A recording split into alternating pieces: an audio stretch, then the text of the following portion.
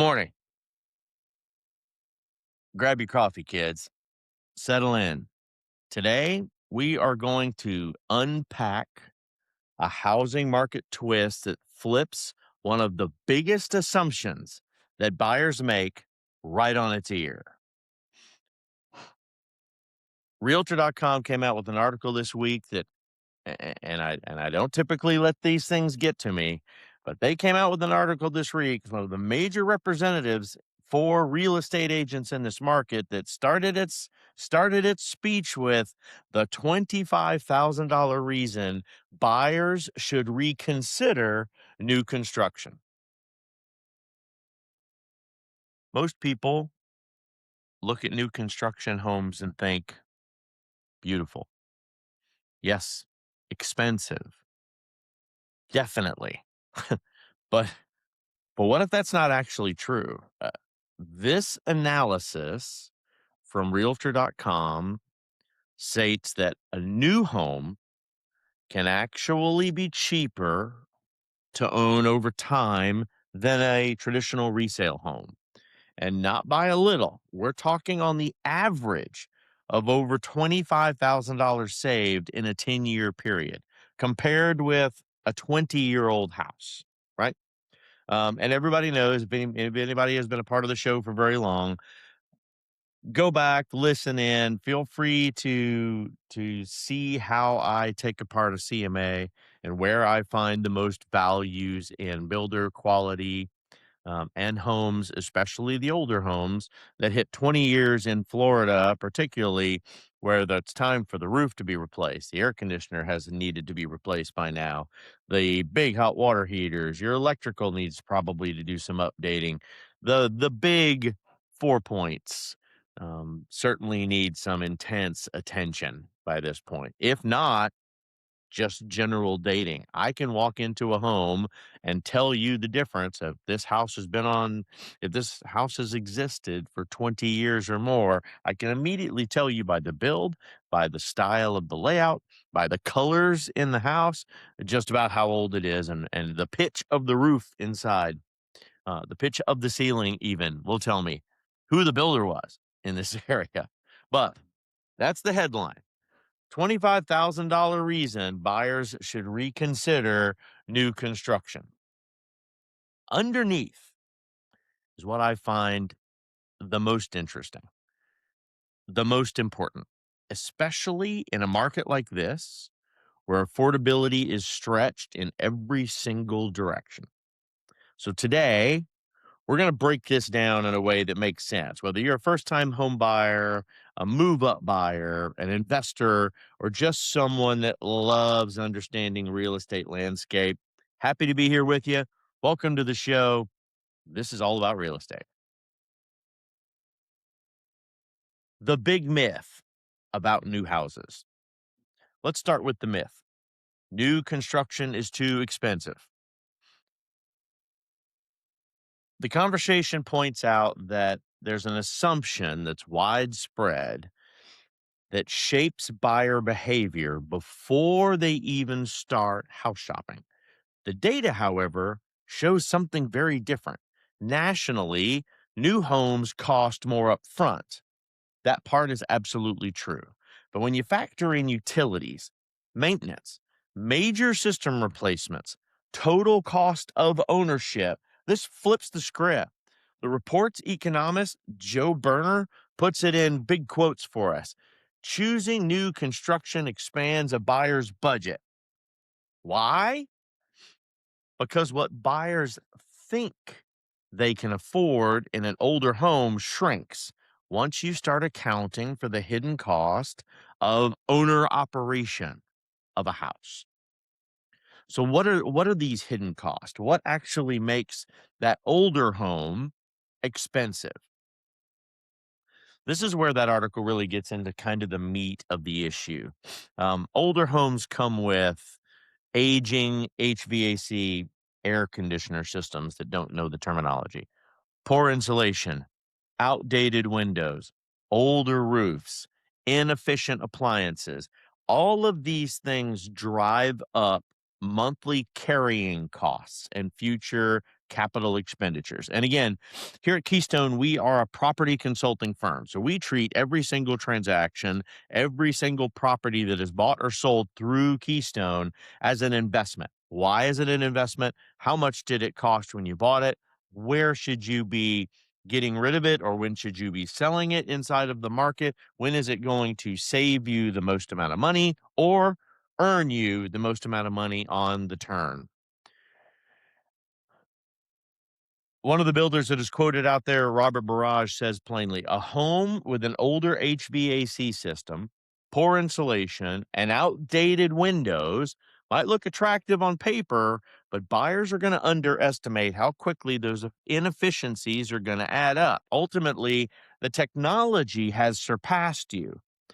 They're stating in the older house that even the technology behind HVAC, the technology behind and the way wiring has been done, the way insulation is preparing and the breakdown of insulation over time, the inefficiencies that are wrapped into these appliances. Ultimately, power is they've done a better job of creating power for all of these houses, but the houses haven't improved in their efficiency on how to use it. So here's the kicker. Utility rates continue to climb. One estimate finds that annual shelter and utility expenses rose from about $4,934 in 2025 to almost 15% growth in just 5 years later. That is not a small number. I mean, that's a budget breaker for a lot of families. And in 2025 alone, electricity was shut off more than 13.4 million times due to unpaid bills. So when you buy an older house, you're not just buying a house, you're buying into a higher risk cost infrastructure. The house stops becoming an asset and starts becoming a liability at a certain turn. And all of this is tying to the common market. So again, as an investment company, as a real estate consultancy, you need to understand that we watch not just the house, but the market and the costs of that market that are affecting the ownership of that house. That whole article doesn't just account for expected utility increases, but it actually says that the cost savings estimate are conservative. Why conservative? Because if energy prices rise faster than expected, and historically they often do, the savings from a new house become even more pronounced. New home versus old home. Quote in the article again, the most expensive energy, the most pronounced the savings relative to buying an existing home. So new homes aren't just cheaper today, they are positioned to stay cheaper as energy costs climb. You need to understand that when I tell you there's a difference between new home and old home costs, it's not just the rising costs of real estate. I hate to say it, but that's a constant. That's like saying, as a renter, my rent should never go up. That is a misnomer that will never happen. So, where can buyers save?